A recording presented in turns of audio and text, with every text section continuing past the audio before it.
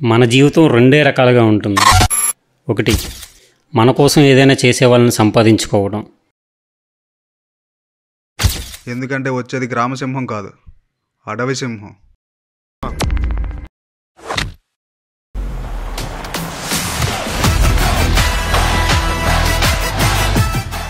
రెండు, మనం ఒకరి కోసం ఏదైనా చేద్దామని కమిట్ అవ్వడం. మన లైఫ్ అప్పుడే సంకనాగిపోతుంది. కన్నగా నేను లవ్ చేస్తున్నాడు. ఒక్క వారం రోజులు నేను చెప్పినట్టు చేస్తావా? అప్పుడు ఆలోచిస్తాను.